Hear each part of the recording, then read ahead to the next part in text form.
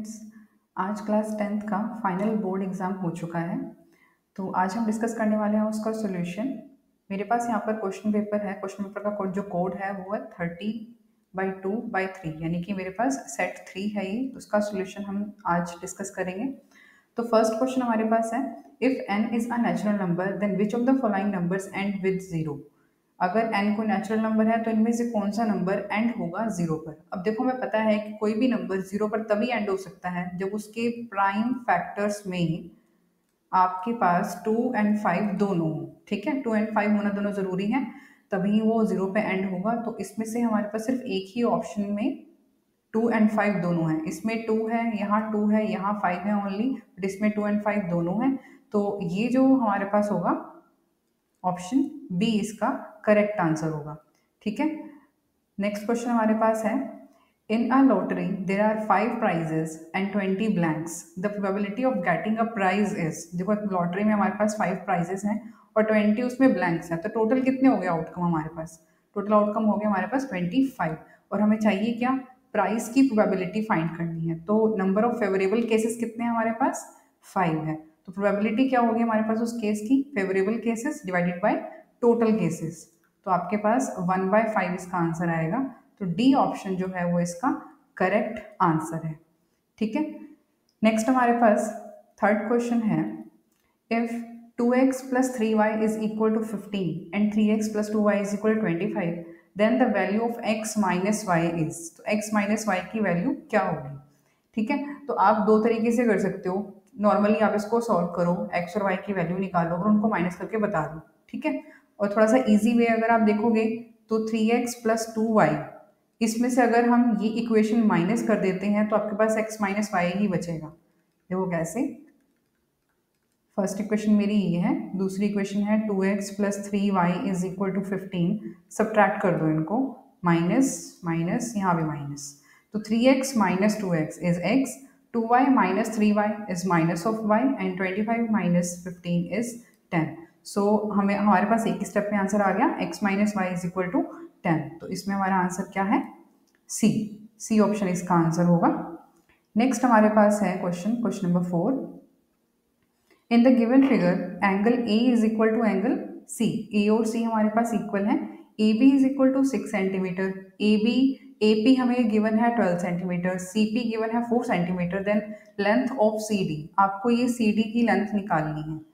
अब देखो, जब उसने ये दो एंगल इक्वल दिए हैं तो यहाँ पर इन दोनों ट्राइंगल्स में क्या होगा? सिमिलैरिटी प्रूव होगी। एक एंगल हमारे पास ये वर्टिकली अपोजिट एंगल इक्वल आ जाएगा, और दूसरा एंगल आपको ये इक्वल गिवन है ऑलरेडी। ठीक है, तो हमारे पास कौन सी दो ट्राइंगल सिमिलर होगी? सिंबॉलिक फॉर्म आपने ठीक लिखनी है, A P B is similar to triangle, यहां से देखेंगे ए पी बी था ना, दूसरा आएगा हमारा सी पी डी। ठीक है, तो दोनों ट्राइंगल अगर सिमिलर हैं बाय ए तो इनकी साइड्स का रेशो इक्वल होगा। इनकी साइड्स का रेशो रखते हैं A P upon C P, और यहाँ से A B upon C D. अब ए पी की वैल्यू हमें गिवन है 12, सी पी की वैल्यू गिवन है 4, ए बी की गिवन है 6, और सी डी हमें फाइंड करना है। तो ये आपके पास आ जाएगा 3 C D is equal to 6, C D is equal to 2। तो इसमें हमारे पास 2 सेंटीमीटर ऑप्शन ए में है, तो ए इसका करेक्ट आंसर होगा। ठीक है, चलते हैं नेक्स्ट क्वेश्चन पर। तो नेक्स्ट क्वेश्चन है हमारा question number 5, the sum of zeros of the polynomial are given as. अब देखो, इक्वेशन दे रखी है हमें 2x² माइनस 17, तो सम ऑफ जीरोस क्या होता है हमारे पास? सम ऑफ जीरोस होता है माइनस बी बाई ए। अब इसमें बी तो है ही नहीं, क्योंकि x का जो कॉफिशिएंट है वो यहाँ पे है 0, x वाली टर्म इसमें नहीं है। जब x वाली टर्म नहीं है तो मतलब b आपका 0 है। तो b को जब 0 पुट करोगे, a की कोई भी वैल्यू हो तो आएगा तो 0 ही। तो यहाँ पर सम ऑफ जीरोस क्या आ जाएगा? 0 आएगा। तो सी ऑप्शन इसका करेक्ट आंसर होगा। Right, next question is question number 6, if the area of the base of a cone is 51 centimeter square and its volume is 85 centimeter cube, then the vertical height of the cone is given as। अब देखो, एक कोन है, कोन के base का area भी आपको given है, यानी कि जो ये सर्कल बनेगा बेस में उसका एरिया आपको गिवन है। अगर मैंने इसकी रेडियस ले ली r और हाइट ले ली h, तो मेरे पास पाई आर स्क्वायर यानी कि एरिया ऑफ बेस है 51 सेंटीमीटर स्क्वायर, और मेरे पास इसका जो वॉल्यूम है, वॉल्यूम होता है हमारा 1/3 पाई आर स्क्वायर एच, इसकी वैल्यू है 85 सेंटीमीटर क्यूब। ठीक है, मुझे क्या फाइंड करना है, हमें एच फाइंड करना है। आपके पास ये पाई आर स्क्वायर की वैल्यू है, वो यहाँ पे आप पुट कर दो। ठीक है, तो 1/3 into 51 into H is equal to 85। आप इनको डिवाइड भी कर सकते हो, तब भी हो जाएगा ये। तो 3 से कैंसिल आउट करेंगे, ये 17h is equal to 85, h is equal to 5। तो हाइट जो है वो इसकी आ जाएगी 5 सेंटीमीटर। ठीक है, तो डी ऑप्शन इसका करेक्ट आंसर होगा। नेक्स्ट क्वेश्चन है हमारे पास, question number 7। What is the length of the arc of the sector of a circle with radius 14 centimetre and of central angle 90 degree. अब यहाँ पर जो सेंट्रल एंगल दिया है वो हमें दिया है 90 डिग्री, यानी कि क्वाड्रेंट दे दिया है हमें, रेडियस है 14, आपसे पूछा है लेंथ ऑफ आर्क। अब लेंथ ऑफ आर्क का फॉर्मूला हमारे पास क्या होता है, लेंथ ऑफ आर्क होती है हमारे पास θ/360 into 2 pi R. Values put करते हैं, 90/360 इंटू 2, पाई के वाले 22/7 एंड आर इज 14। तो ये आएगा 4, 7 2 जा 2 से 4 कैंसिल आउट करो, 2 से ये 2 कैंसिल आउट करो, तो बचेगा आपके पास ओनली 22 सेंटीमीटर। ठीक है, तो 22 सेंटीमीटर जो है वो इसका आंसर हो जाएगा क्वेश्चन नंबर 7 का। नेक्स्ट हमारे पास है question number 8। The coordinates of the vertex A of rectangle ABCD whose 3 vertices are given as B, C and D are। तो आपको क्या निकालना है, ए के कोऑर्डिनेट निकालने हैं। तो देखो सबसे इजी वे है, छोटे छोटे से नंबर्स हैं, तो आप ना इसको ड्रॉ कर लो। तो ओरिजिन पे है हमारा B, फिर है C 3,0 पे, 3,0 कहाँ आएगा, x3y0, तो x3y0 यहाँ आ जाएगा। एक आपको कोऑर्डिनेट गिवन है D 0,4, तो 0 एंड y4, ये D कोऑर्डिनेट हमारा यहाँ पे आएगा, यहाँ पे 4 है ना, तो 0,4 यहाँ आ जाएगा। अब यहाँ से जो रेक्टेंगल बनती है वो ऐसे कंप्लीट हो सकती है ना, वैसे ही कंप्लीट हो सकती है। तो जो फोर्थ वर्टेक्स है वो हमारा यहाँ पर ये आ सकता है, जहाँ पर x3 होगा और y4 होगा। अब यहाँ पर मिस्टेक क्या हुई है क्वेश्चन में, आपको यहाँ पर किसी कोऑर्डिनेट का नेम गलत गिवन है। ABCD रेक्टेंगल का नेम नहीं बन रहा है, ACBD बन रहा है, या तो यहाँ से किसी एक का नेम चेंज होगा। ठीक है, अदरवाइज ये क्वेश्चन में जो है वो थोड़ी सी मिस्टेक है। तो अभी 3,4 इसका जो है आंसर बन रहा है। ठीक है, नेक्स्ट क्वेश्चन है हमारे पास question number 9। The area of the triangle form by the line x/a plus y/b is equal to 1 with the coordinate axis is. हमें एरिया बताना है कि ये लाइन एक्सिस के साथ जो भी ट्राइंगल बना रही है, ठीक है, जो भी ट्राइंगल बना रही है हमें उसका एरिया बताना है। तो पहले हमें ये लाइन ड्रॉ करनी पड़ेगी। लाइन ड्रॉ करने के लिए हम कोई 2 सॉल्यूशंस निकाल लेते हैं, कोई 2 पॉइंट। तो मैंने पहले पुट कर लिया है x को 0, तो ये 0 plus y/b is equal to 1, तो y आ जाएगा b। तो एक कोऑर्डिनेट आ गया 0, b, और दूसरा मैं पुट कर रही हूँ y को 0। y को 0 पुट करेंगे तो x/a इज इक्वल टू 1 हो जाएगा, x is equal to a आ जाएगा, तो इसका कोऑर्डिनेट बन जाएगा a, 0। तो अब एक्सिस पे देखो ड्रॉ करते हैं, हमें a और b की वैल्यूज तो नहीं पता है, तो हम क्या कर सकते हैं, यहाँ से सपोज a यहाँ पर है हमारे पास और b यहाँ पर है। ठीक है, तो a, 0, तो x, यहाँ पर a, 0 मेरा ये वाला पॉइंट बनेगा और 0, b हमारा ये पॉइंट बनेगा। इन दोनों को ज्वाइन करके हमारे पास ये लाइन आ जाएगी।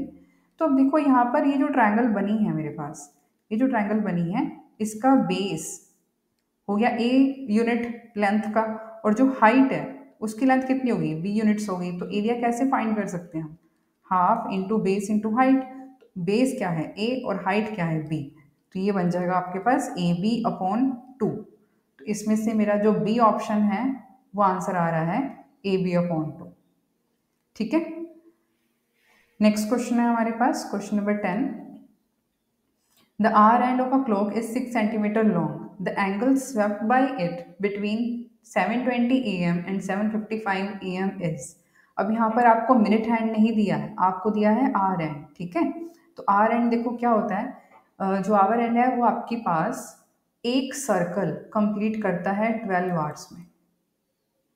12 आवर्स में जो आवर हैंड है वो एक सर्कल कंप्लीट करता है, ठीक है। तो 12 आवर्स में ये 360 डिग्री का एंगल बनाता है, angle made by our and in 12 hours. 12 hours में बनाएगा ये 360 डिग्री। तो 1 आवर में कितना बनाएगा, 360 बाई 12, 30 डिग्री का। ये हम क्यों निकाल रहे हैं, क्योंकि ये 1 आवर से भी कम टाइम दिया हुआ है हमें, 720 से लेकर के 755 तक का है, तो मुझे मिनट्स में चाहिए। तो यानी कि 1 आवर का मतलब क्या हुआ, 60 मिनट हो गया ना। तो 60 मिनट में बना रही है 30 डिग्री का एंगल। तो 1 मिनट में कितने डिग्री का एंगल बनाएगा, 30/60, यानी कि 1/2 डिग्री का 1 मिनट में। अब देखो आपके पास 720 AM से लेकर के 755 AM तक कितने मिनट पास हो गए, कितने मिनट पास हो गए हमारे पास, ये 35 मिनट। तो 35 मिनट में कितने डिग्री का एंगल बनाएगा, 1 मिनट में 1/2 है, तो 35 मिनट में क्या होगा, 35 इंटू 1/2, दैट इज 35/2 डिग्रीज। तो ये मेरे पास ऑप्शन बी दिख रहा है हमें, ये सेम, ठीक है। तो इसका आंसर हमारा ऑप्शन बी होगा। नेक्स्ट हमारे पास क्वेश्चन है, question number 11। The zeros of the polynomial px x square plus 4x plus 3 are given by, देखो आपको जीरोज फाइंड करने हैं, बहुत ईजी है। आप इसमें मिडिल टर्म स्प्लिटिंग कर सकते हो।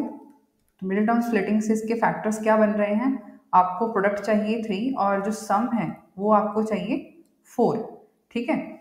तो फैक्टर्स बन जाएंगे 3 इंटू 1, 3 1 जा 3 हो जाएगा एंड 3 + 1 4 हो जाएगा।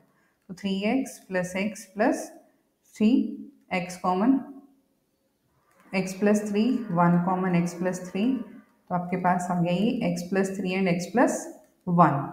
तो जीरोस के लिए आप इसको इक्वल टू 0 पुट करोगे, सो -3 एंड -1, ये इसके जीरोस आ जाएंगे, which is option D, right. The next question is,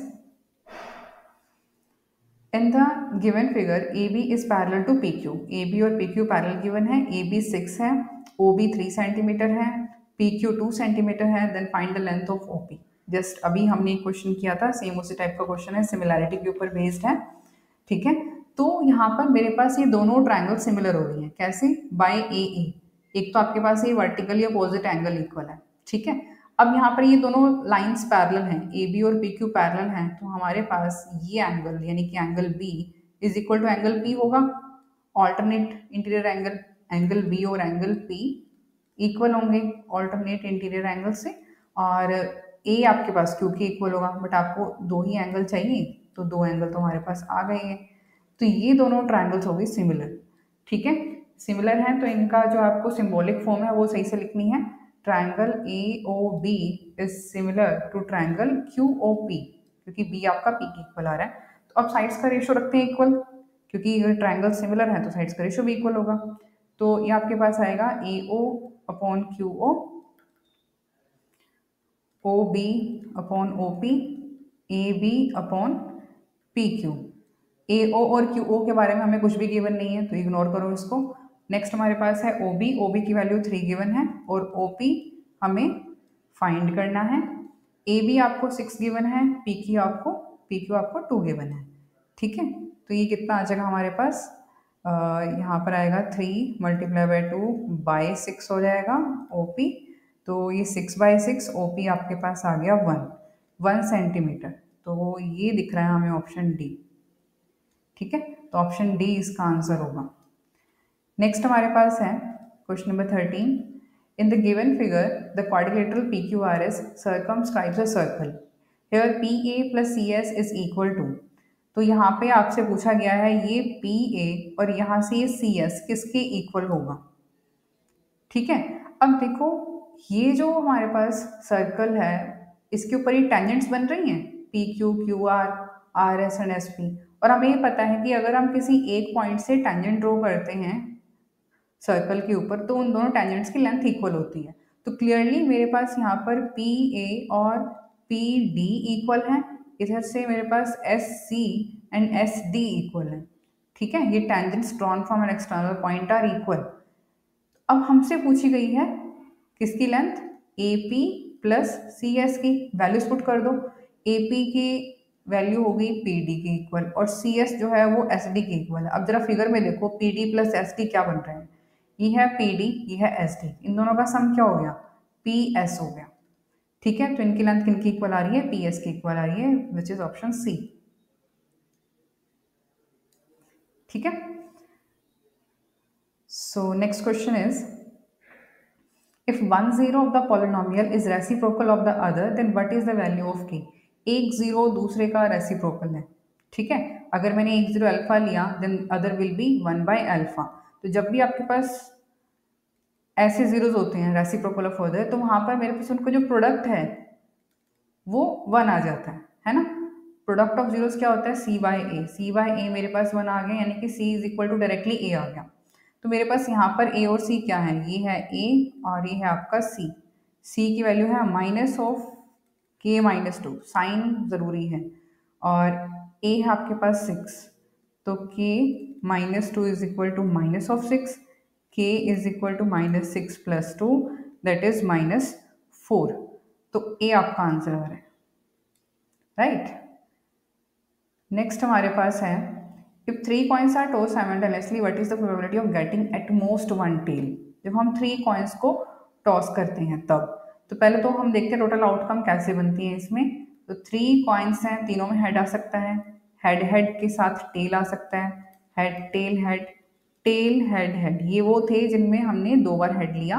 then हमारे पास हेड जो है वो एक बार आए अगर, तो टेल दो बार आएगी, तो head tail tail, tail head tail और टेल टेल हेड बना सकते हैं, और लास्ट आएगा टेल टेल एंड टेल।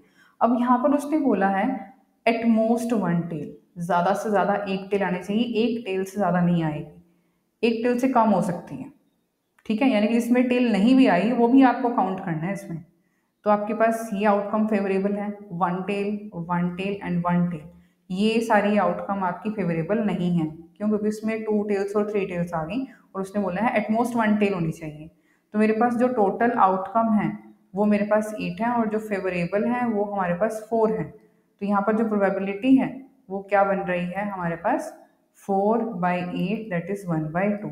तो यहाँ पर ऑप्शंस में नहीं है, ऑप्शंस रॉन्ग है यहाँ पर, तो इस क्वेश्चन में हो गई मिस्टेक, या तो स्टेटमेंट में मिस्टेक है या फिर ऑप्शंस में गलती है।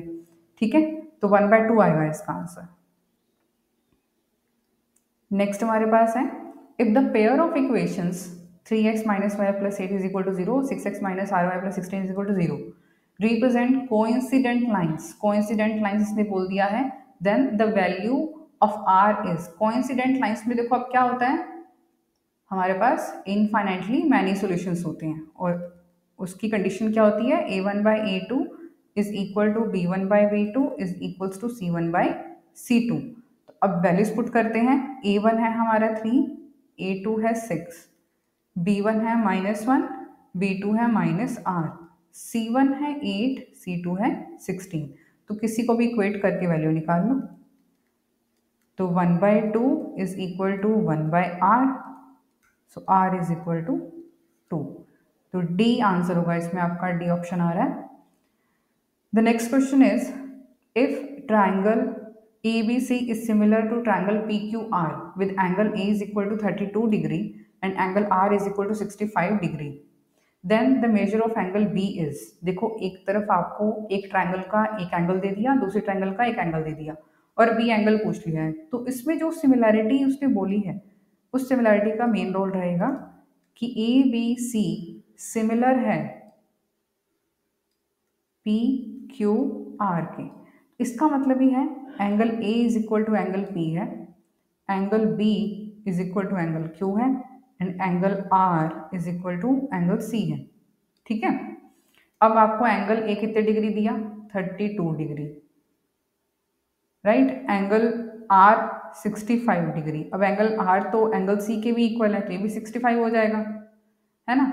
तो आपको क्या निकालना है, अब B निकालना है, तो एंगल से हम प्रॉपर्टी लगा लेते हैं इसके अंदर। तो 32 + 65 ये हो जाएगा 97। तो एंगल B आपके पास आ जाएगा 180 - 97। That is 83। तो 83 डिग्री सी इसका आंसर हो जाएगा, राइट। अब इसके बाद हमारा नेक्स्ट क्वेश्चन है question number 18। Which of the following quadratic equation has sum of its roots as 4। Sum of roots 4, यानी कि सम ऑफ जीरोस क्या आना चाहिए, 4 आना चाहिए। तो सम ऑफ जीरोस 4 कब होता है, जब आपके पास यानी कि जो अल्फा प्लस बीटा है ये मेरे पास 4 आना चाहिए, यानी कि माइनस बी बाई ए 4 होना चाहिए, ठीक है। तो minus B by is equal to 4 check करते हैं किस में आता है। तो यहाँ पर फर्स्ट में चेक करेंगे माइनस, मैं minus B by A find कर रही हूँ, ठीक है। माइनस ऑफ बी की वैल्यू है -4 बाई है 2, तो क्लियरली ये तो 4 नहीं आएगा। सेकंड वाला चेक करते हैं, सेकंड ऑप्शन में इसमें आएगा माइनस ऑफ बी, बी कितना है 4 बाई ए है -1, तो ये पॉजिटिव 4 आ रहा है ना, ये पॉजिटिव 4 आ रहा है। देखो बाकी में भी चेक करके देख सकते हो, नहीं आएगा, माइनस ऑफ -4 अपॉन 4 ये 1 आ जाएगा, और यहाँ पे तो वैल्यू कुछ और आएगी, तो 4 इसमें आ रहा है, तो बी आपका आंसर होगा इसमें, ठीक है। अब इसके बाद हमारे पास नेक्स्ट है असर्शन रीजन के ऊपर बेस्ड क्वेश्चन है हमारा ये। तो कंडीशंस आपको पता है कि आपके पास 4 ऑप्शंस होते हैं A B C D. First option में assertion A and reason R both true होते हैं and R is correct explanation होती है असर्शन की। बी में करेक्ट एक्सप्लेनेशन नहीं है, सी में ए ट्रू है आर फॉल्स है एंड डी में ए फॉल्स है एंड आर ट्रू है, ठीक है। तो let's check 19th question. Assertion ये दे रखा है हमें, a tangent to a circle is perpendicular to the radius through the point of contact. बिल्कुल करेक्ट है ये, हमेशा जो रेडियस होती है वो परपेंडिकुलर होती है to the tangent at the point of contact. Next क्या है, the length of tangents drawn from an external point to a circle are equal.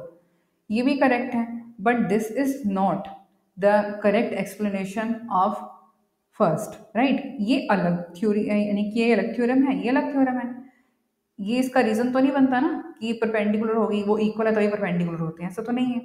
तो इसमें ये इसकी करेक्ट एक्सप्लेनेशन नहीं है, तो इसमें ऑप्शन बी बनेगा आपके पास, ठीक है।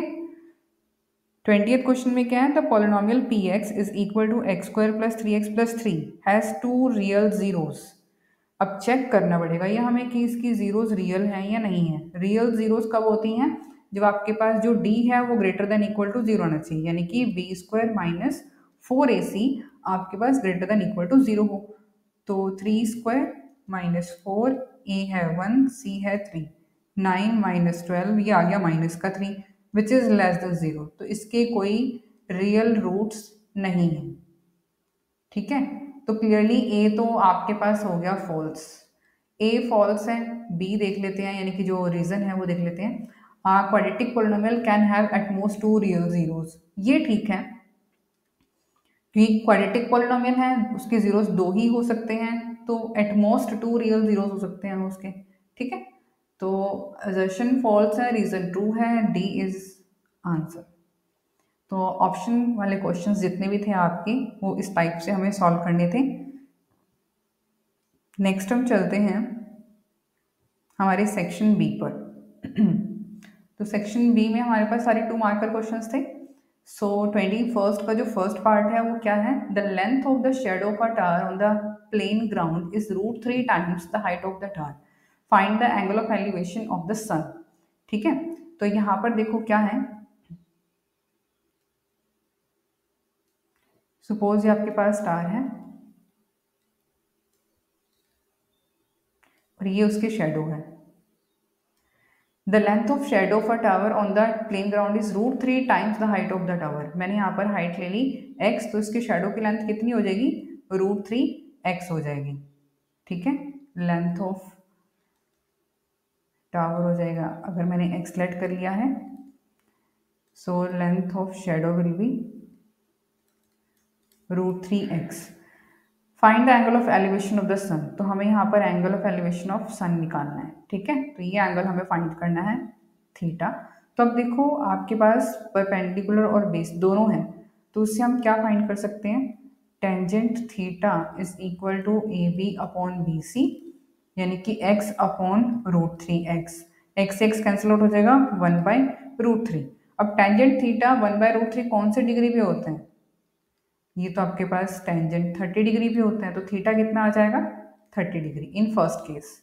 ठीक है, जो फर्स्ट है उसमें आपके पास आएगा 30 डिग्री का एंगल। सेकंड जो क्वेश्चन है, सेकंड क्वेश्चन में उसने क्या बोला है, the angle of elevation of the top of our tower from a point on the ground which is 30 metre away from the foot of the tower is 30 degree. अब यहाँ पर क्या दिया है उसने, एक टावर है, उसका एंगल ऑफ एलिवेशन दिया है एक पॉइंट से 30 डिग्री, और ये जो पॉइंट है इस 30 metre away from the foot of the tower. ठीक है, तो यहाँ पर ए बी ले लिया मैंने टावर, ये वो पॉइंट है C. Find the height of the tower, तो मुझे हाइट निकालनी है, तो मैंने सपोज कर लिया हाइट को x मीटर, ये 30 मीटर गिवन है। तो अगेन मेरे पास परपेंडिकुलर और बेस दोनों है, तो इससे हम क्या निकाल सकते हैं, A B upon B C is equal to tangent 30 degree. A B is x, this is 30, tan 30 की वैल्यू आएगी 1/√3, तो मल्टीप्लाई करेंगे 30/√3, तो इसको आपने रैशनलाइज करना है 30√3/3, तो 10√3 मीटर लिख सकते हो, और आप चाहो तो √3 की वैल्यू भी पुट कर सकते हो, ये भी ठीक है, और √3 की वैल्यू पुट करने के बाद भी ठीक होगा। नेक्स्ट हमारे पास क्वेश्चन है, question number 22, show that the points -2, 3, 8, 3 and 6, 7 are the vertices of a right angle triangle. Right angle triangle हमें यहाँ पर प्रूव करना है कि राइट एंगल ट्रायंगल बनाएंगे। तो सबसे पहले हम यहाँ पर इनके नेम ले लेते हैं। Suppose the given points are A B and C. अब कोई भी ट्रायंगल राइट एंगल तब होगी जब वो पाइथागोरस थ्योरम को सेटिस्फाई करेगी।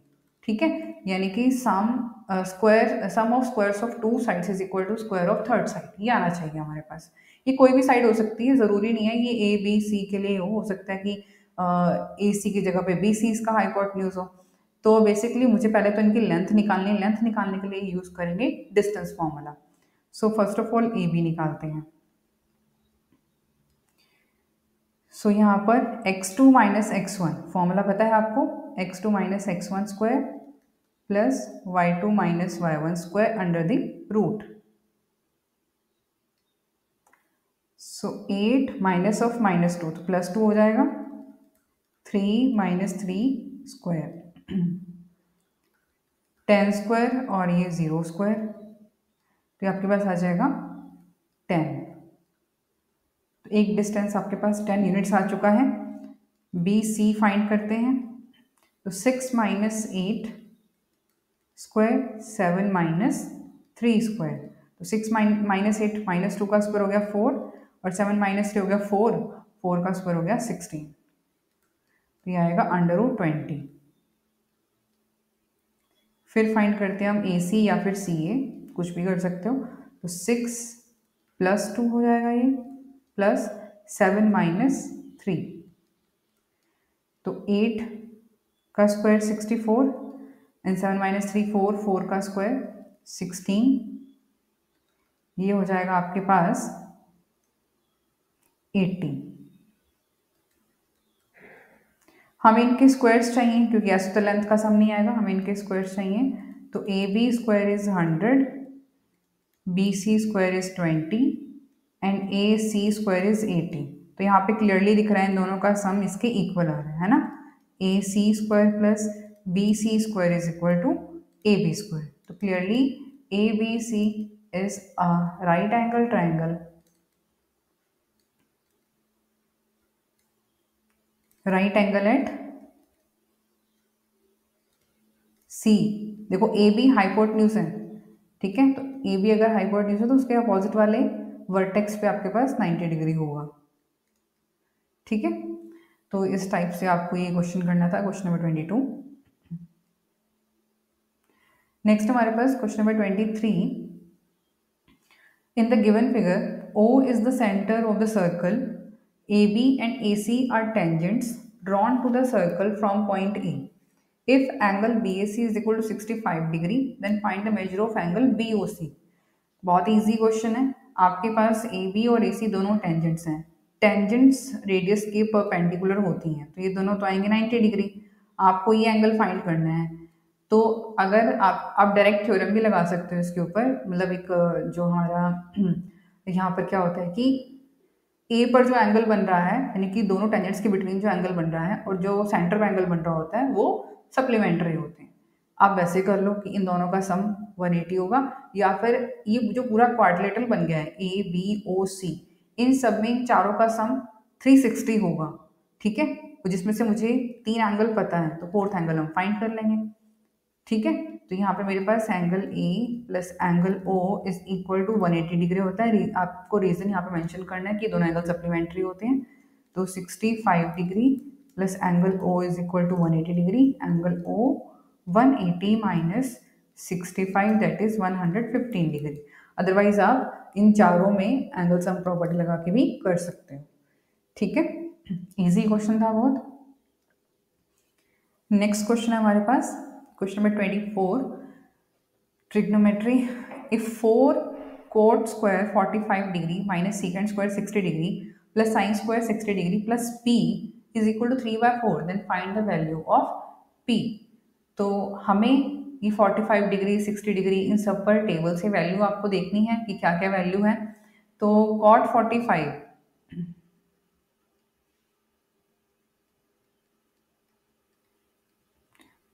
cot square value directly put कर देती हूँ। cot 45 की वैल्यू होती है हमारे पास 1। secant 60 होगा आपके पास 2, तो 2 का स्क्वायर। sin 60 होता है √3/2 square plus p is equal to 3/4। तो ये आ गया 4, 2 का स्क्वायर 4, √3 का स्क्वायर 3, 2 का square 4 plus p is equal to 3/4। 4 से 4 कैंसिल आउट हो गया, तो यहाँ से आपके पास p 0 आ जाएगा। 3/4 माइनस 3/4 करोगे तो p आपके पास 0 आ जाएगा, राइट। और बी पार्ट में देखते हैं अगर हम, तो बी पार्ट में क्या है, if cos a plus cos square is equal to 1 then find the value of sin square a plus sin raise to power 4a, right. तो यहाँ पर we have cos a plus cos square a is equal to 1। तो cos a की value क्या हो सकती है, sin square cos square को हम इधर ले आए तो 1 माइनस cos स्क्वायर a क्या होता है, sin स्क्वायर a होता है। ठीक है, क्योंकि मुझे sin स्क्वायर a और sin रेज़ टू पावर 4 चाहिए, तो sin स्क्वायर a मेरे पास आ गया which is equal to cos a। तो मेरे पास एक चीज़ क्या आ गई, sin square a is equal to cos a। तो अगर मैं sin रेज़ टू पावर 4 कर दूं, यानी कि मैंने इसका स्क्वायर कर दिया, तो ये cos स्क्वायर a हो जाएगा। ठीक है, तो मेरे पास ये दो वैल्यूज ऐसे निकल गई हैं। Now sin square a plus sin raise to power 4a is equal to, sin square a की वैल्यू मेरे पास आ चुकी है cos a और sin रेज़ टू पावर 4 की आ चुकी है cos स्क्वायर a। तो क्या ये वही गिवन इक्वेशन नहीं बन गई जो गिवन थी, cos a plus cos square a, और ये मुझे पता है कि 1 की इक्वल गिवन है, तो अल्टीमेटली आपके पास यही इक्वल टू 1 हो जाएगा। ठीक है, इसके बाद चलते हैं नेक्स्ट क्वेश्चन पे। नेक्स्ट क्वेश्चन हमारे पास, prove that 6 minus √7 is irrational number given that √7 is an irrational number. आपको ऑलरेडी गिवन है कि √7 क्या है, इरेशनल नंबर है, तो 6 माइनस √7 को बताने की इरेशनल है। अब दो तरीके हैं, एक तो आप जो डायरेक्टली कंसेप्ट है वो यूज करो, difference of a rational and irrational number is always irrational. So therefore 6 minus √7 irrational हो जाएगा, क्योंकि 6 क्या है, रैशनल है, √7 क्या है, इरेशनल है, तो दोनों का डिफरेंस इरेशनल ही आएगा। सेकंड मेथड क्या है, हम सपोज कर लेते हैं कि 6 minus √7 is rational, then it can be written as a by b where b is not equal to 0 and a and b are co-prime, right। अच्छा, यहाँ से देखो 6, ये a by b को मैं लेफ्ट साइड पे ले आई हूँ, √7 को मैंने राइट साइड पे कर लिया, b एलसीएम लो, 6b minus a is equal to √7। अच्छा, यहाँ पर a और b क्या है, रैशनल है, ए और बी रैशनल है, तो ये जो पूरा नंबर है, ये पूरा नंबर है, ये भी तो मेरे पास रैशनल हो जाएगा, है ना, ये भी तो रैशनल हो जाएगा। तो अब एक रैशनल नंबर √7 के इक्वल है, तो इट मीन्स यहाँ से तो ये भी आ गया कि √7 रैशनल हो गया क्योंकि वो √7 के इक्वल है ना। बट ये तो हमें गिवन है √7 is irrational which contradict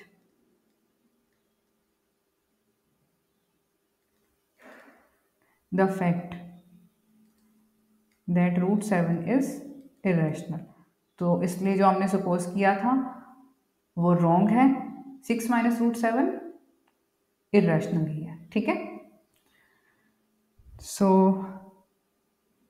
next question पे चलते हैं। Question number 26, prove that cos square theta upon 1 minus tangent theta plus sine square theta upon sine theta minus cos theta is equal to 1 plus sine theta cos theta. Right, तो यहाँ पर देखो आपको क्या करना है, टेंजेंट थीटा को आप पहले चेंज करोगे। हम लेफ्ट हैंड साइड से इसको सॉल्व करने वाले हैं। ठीक है,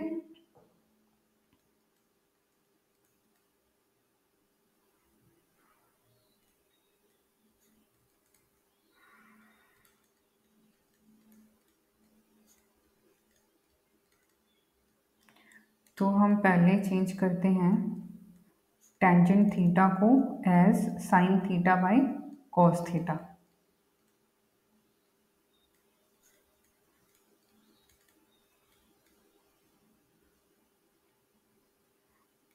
यहाँ पे अब एलसीएम लेते हैं डिनोमिनेटर में, कॉस थीटा एलसीएम आ जाएगा, तो cos theta minus of sine theta, और ये आपका अभी एज इट इज है। राइट, ये कॉस थीटा देखो ये न्यूमरेटर में चला जाएगा यहाँ पर, तो ये हो जाएगा आपका cos cube theta, cos theta minus sine theta. तो अब देखो हम यहाँ पर एक चेंज करने वाले हैं दूसरी टर्म में। एक चीज़ नोटिस करो, यहाँ पर यहाँ है cos theta minus sine theta, यहाँ है sign theta minus cos theta. अगर मैं यहाँ से माइनस कॉमन ले लूँ तो हमारे पास डिनोमिनेटर सेम हो जाएगा। मैंने डिनोमिनेटर से माइनस कॉमन ले लिया, माइनस कॉमन आकर के ये सेंटर वाला जो प्लस था वो प्लस माइनस माइनस हो गया। ठीक है, लेकिन इससे फ़ायदा क्या हुआ, इससे फ़ायदा हमें ये हुआ है कि हमारा जो डिनोमिनेटर है वो दोनों में सेम आ चुका है। ठीक है, 3 मार्कर क्वेश्चन है ये हमारे पास, 2 मार्कर हमारे खत्म हो चुके हैं, सेक्शन सी में आ चुके हैं। तो अब आप एलसीएम लो, cos theta minus sine theta, इसका एलसीएम आ जाएगा। राइट, सो एलसीएम आ गया तो ऊपर आपके पास क्या आ गया, cos cube theta minus sine cube theta. अब आपको A cube minus B cube की आइडेंटिटी लगानी है, क्योंकि ऊपर sine cube minus cos cube आ गया। अब आइडेंटिटी क्या होती है, A square A minus B. ठीक है, यहाँ मैं लिख देती हूँ पहले, A minus B A square plus B square plus A B. तो ए माइनस बी यानी कि cos theta minus sine theta, ए स्क्वायर यानी कि sine square plus cos square plus sine theta cos theta. Right, और denominator में है cos theta minus sine theta, तो ये डिनोमिनेटर आपके पास इस फैक्टर से कैंसिल आउट हो गया। अच्छा, न्यूमरेटर में है sine square plus cos square, ये तो हो गया 1, तो क्या बचा आपके पास, साथ में साइन थीटा कॉस थीटा बच गया। और यही था हमारे पास राइट हैंड साइड में, यही प्रूव करना था हमें। ठीक है, तो ये हमारा क्वेश्चन जो है वो प्रूव हो गया है, बहुत ही ईजी क्वेश्चन था। अब चलते हैं हम अपने नेक्स्ट क्वेश्चन की तरफ। तो नेक्स्ट क्वेश्चन दे रखा है हमें, a chord of a circle of radius 24 centimeter subtends an angle of 60 degree at the center. Find the area of corresponding minor segment of the circle. ठीक है, कोड है एक सर्कल की। देखो पहले हम एक सर्कल बनाने वाले हैं, इसकी रेडियस 14 है और एक कोड सेंटर पर एंगल बना रही है 60 degree.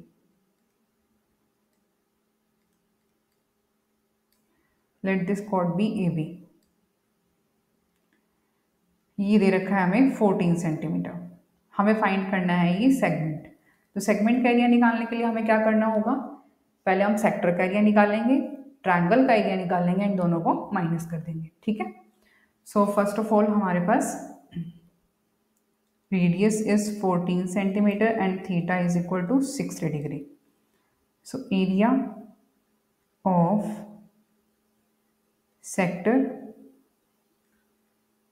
O A B, theta upon 360 into pi R square, तो 60/360 पाई की वैल्यू 3.14 पुट करनी है, एंड आर स्क्वायर यानी कि 14 इंटू 14।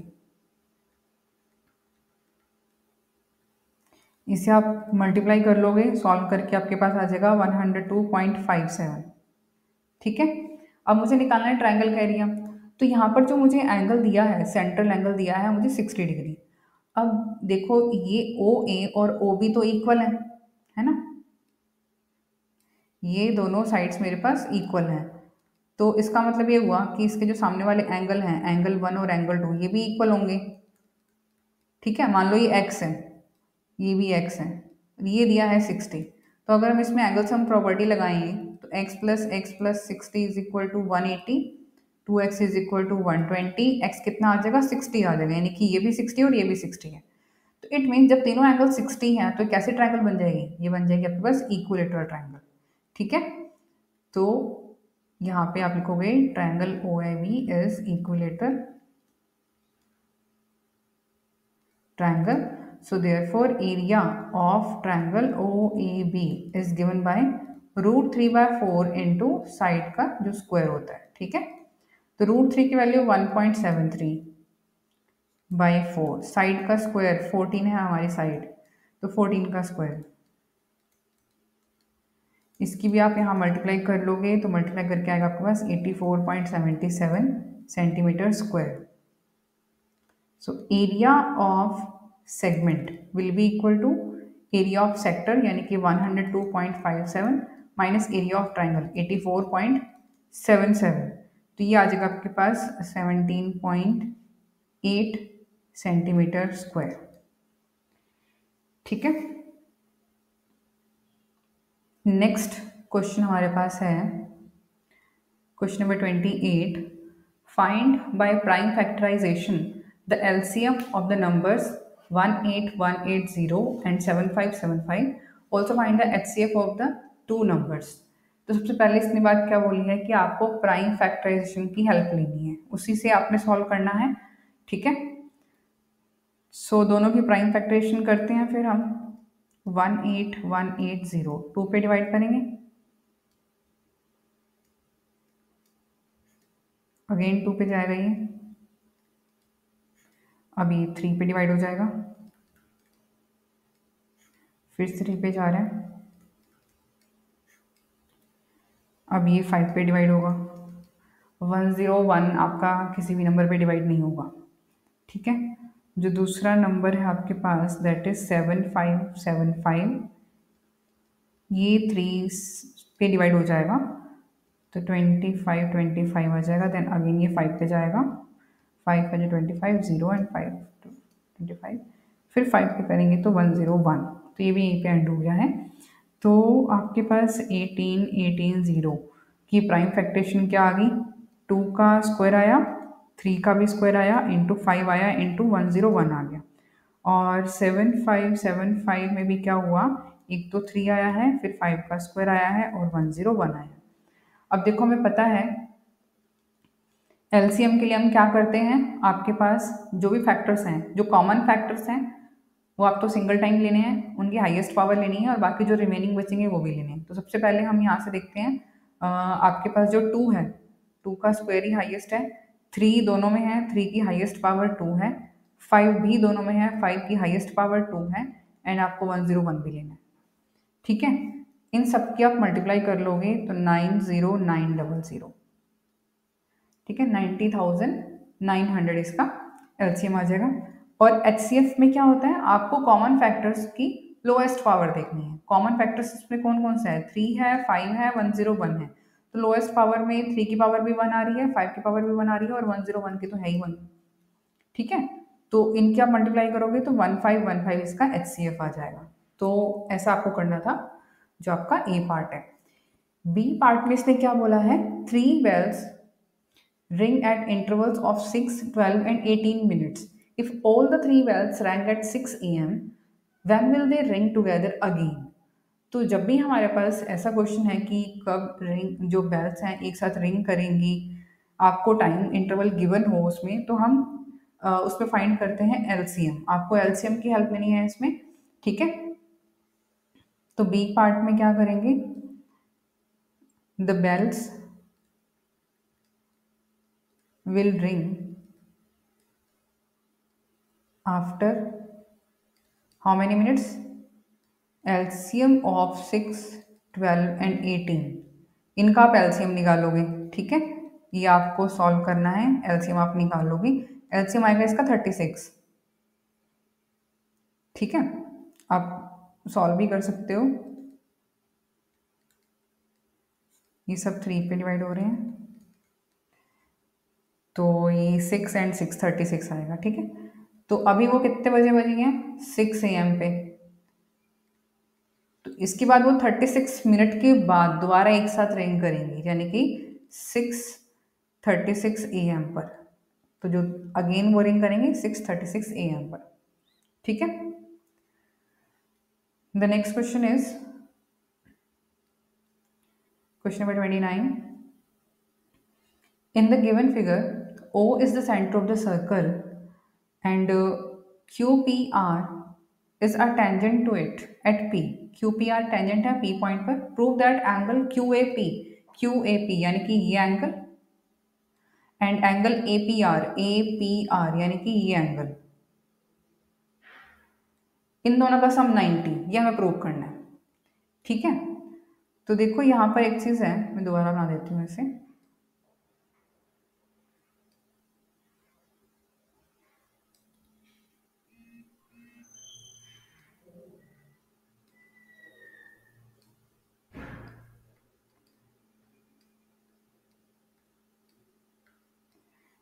ठीक है, तो सबसे पहले देखो ये जो एंगल है 90 डिग्री होगा। रीजन, ए बी डायमीटर है, तो ये आपका सेमी सर्कल में एंगल बना हुआ है, ठीक है। Angle A P B is equal to 90 degree, angle in semi circle, ठीक है। अच्छा, इसे मैं नेम दे रही हूँ 2, ये एंगल 3 और ये एंगल 4। अच्छा, अब अगर बात करें एंगल 1 तो आपके पास 90 हो गया, तो इसी ट्रायंगल में, इसी ए पी बी में 2 और 3 का सम क्या होगा, 90 होगा। So in triangle A P B,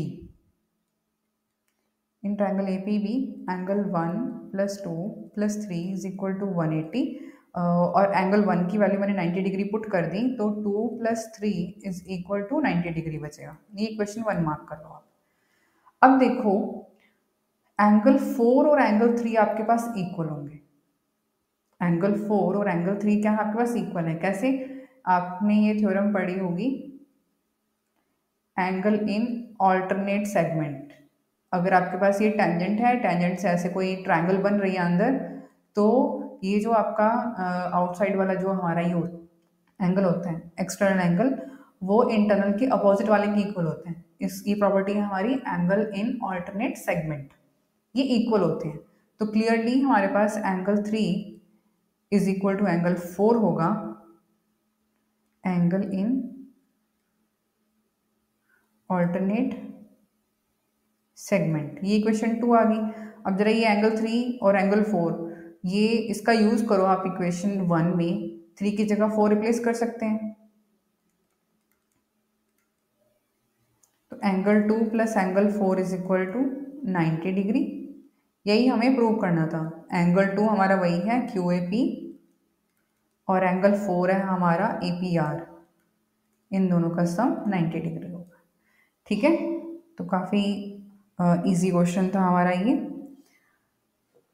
so next question है हमारे पास, question number 30। If Q01 is equidistant from P 5, -3 and R x 6, then find the values of x। Q जो है वो इक्विडिस्टेंट है P एंड R से। It means ये जो आपका Q पॉइंट है 0,1, ये इक्वल डिस्टेंस पे है P और R से, तो QP is equal to QR होगा, ठीक है। तो it means QP² is equal to QR² हम लिख सकते हैं। क्यों लिख रहे हैं, फिर डिस्टेंस फॉर्मूला हम लगा रहे हैं, वहाँ पे अंडर रूट होता है, तो अंडर रूट हटाने के लिए आप स्क्वायर पहले से कर सकते हो, या फिर फॉर्मूला पुट करने के बाद भी कर सकते हो, ठीक है। तो QP का स्क्वायर तो अब फॉर्मूला लगाते हैं क्यू और पी में।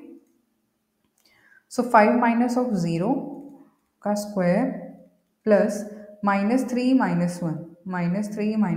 Square is equal to Q R में लगा हुआ, क्यू आर में x माइनस 0 का स्क्वायर हो जाएगा एंड 6 माइनस 1 का स्क्वायर हो जाएगा। 5 का स्क्वायर 25 हो गया, -3 - 1 कितने हो गया, -4, और -4 का स्क्वायर कितना हो जाएगा 16। यहाँ पे तो x स्क्वायर आएगा एंड 6 माइनस 1 5 हो गया, 5 का स्क्वायर 25। तो ये 25 से 25 तो वैसे ही कैंसिल आउट हो गया, तो 16 is equal to x square, x is equal to √16, plus minus भी लगाओगे, +-4, प्लस का 4 भी हो सकता है और माइनस का 4 भी हो सकता है, दोनों के लिए ट्रू होगा ये। ठीक है, तो इसमें आपकी x की पॉसिबल वैल्यूज ये 2 आ रही हैं। Next question is question number 31। If the system of linear equations 2x + 3y is equal to 7 and 2ax plus a plus by is equal to 28 have infinite number of solutions, infinite number of solutions हैं, then find the values of a and b। तो अभी हमने एक question पहले भी किया था, infinite solutions किसमें थे, कोइंसिडेंट लाइंस वाला क्वेश्चन किया था, तो सेम वही प्रॉपर्टीज में लगानी है। तो हमारे पास इनफाइनाइट सॉल्यूशंस के लिए हमारे पास कंडीशन क्या होती है, a1/a2, b1/b2 and c1/c2। Values put करें तो ये हमारी दोनों इक्वेशंस हैं। a1 है आपके पास 2, a2 है हमारे पास 2a, b1 है 3, b2 है आपके पास a प्लस b, c1 है 7, c2 है 28। ये ध्यान रखना है आपने कि या तो ये जो कांस्टेंट है दोनों ही इक्वल के राइट साइड पे हो, या फिर आप दोनों को लेफ्ट हैंड साइड पे लेके आओगे। ऐसा ना हो कि एक इधर और दूसरा उधर है तो गड़बड़ हो जाएगी।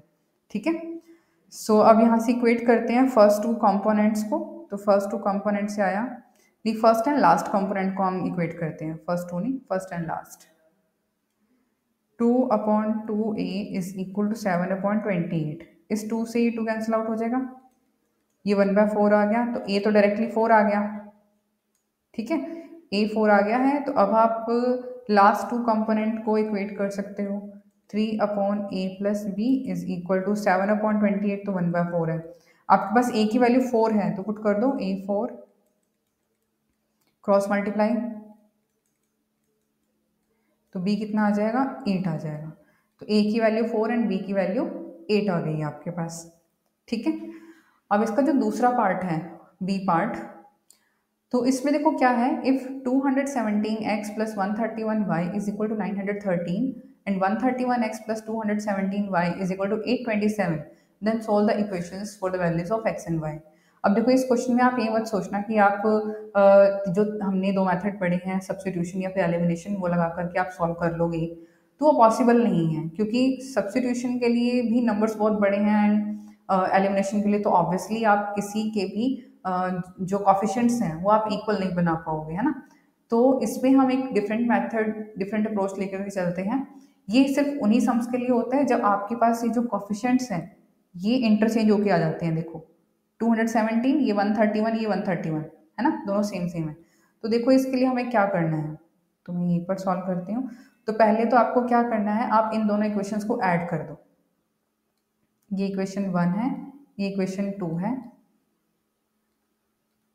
adding 1 and 2, 217x, 131y, 913, 131x, 217y is equal to 827।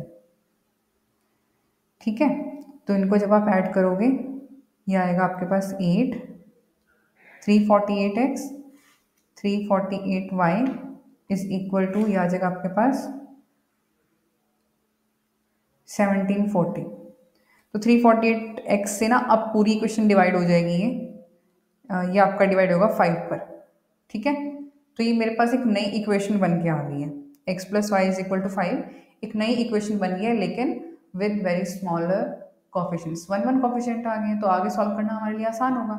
अब क्या करेंगे, क्या आप इसका यूज़ करेंगे किसी इक्वेशन को सॉल्व करने के लिए? नहीं, अभी नहीं करेंगे, हम पहले इन दोनों इक्वेशंस को माइनस करेंगे। ठीक है, सब्ट्रैक्टिंग 2 फ्रॉम 1, तो 217x 131y is equal to 913, 131x plus 217y 827, so minus minus and minus, तो यहाँ पर हमारे पास आ जाएगा 86, यहाँ माइनस 86 और यहाँ माइनस करते हैं, ये भी 86 आ गया। तो देखो पूरी इक्वेशन 86 से डिवाइड हो जाएगी, तो x minus y is equal to 1, तो ये आ गई आपके पास इक्वेशन 4।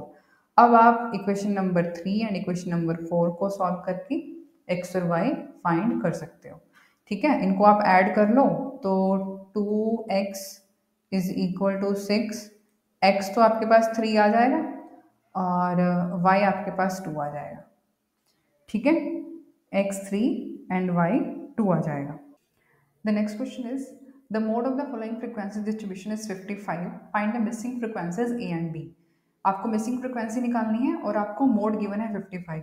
तो सबसे पहले हमें पता होना चाहिए इसकी मॉडल क्लास कौन सी होगी, तभी उसके बाद आप कुछ फॉर्मूला अप्लाई कर पाओगे। तो मुझे मोड गिवन है 55, तो ये कौन सी क्लास से आया होगा? ये हमारे पास आया होगा 45 से लेकर के 60 क्लास के बिटवीन। ठीक है, आपने यहाँ से नहीं देखना कि हाईएस्ट फ्रिक्वेंसी कौन सी है, वो वाली मॉडल क्लास हो जाएगी। ठीक है, तो मॉडल क्लास आपको मोड से देखनी होती है जब मोड गिवन है। तो 55 जिस क्लास से आया है दैट इज मॉडल क्लास। तो यहाँ पर मेरे पास मॉडल क्लास जो है 45 से 60 है, तो इसका मतलब लोअर लिमिट कितनी होगी? 45 होगी। अच्छा, इसमें हमारे पास फिर F1, F0 एंड F2 हम लेते हैं ना, तो यहाँ पर मेरे पास F1, F0 और F2 क्या क्या होंगी? जो क्लास है वो F1 होता है, ये F0 हो जाएगा और ये आपके पास F2 हो जाएगा, राइट। तो F1 मेरे पास 15 आ गया, F0 मेरे पास A आ गया, F2 मेरे पास 10 आ गया, और H यानी कि जो क्लास विड्थ है मेरे पास वो चल रही है 15 की। सो अब लगाते हैं हम फॉर्मूला। अब पता है हमें मोड क्या होता है, L plus F1 minus F0 upon 2F1 minus F0 minus F2 into H। ठीक है, तो लोअर लिमिट हमारे पास आ गई है 45 plus F1 minus F0 15 minus E 2F1 यानी कि 30 हो जाएगा, F0 A हो जाएगा एंड F2 10 हो गया, इनटू यहाँ पे H कितना है हमारा 15, मोड की वैल्यू पुट कर देते हैं हम, मोड है हमारे पास 55। ठीक है, अच्छा तो यहाँ पर आप क्या कर सकते हो, ये 55 माइनस 45 को इधर ले आए, ये 10 हो गया, तो 15 माइनस ए 30 माइनस 10 ये हो गया 20 माइनस ए इंटू 15। अब आप क्या करो, आप 15 को भी डिवाइड में ले आओ, 10/15 सॉल्व करना थोड़ा इजी हो जाएगा।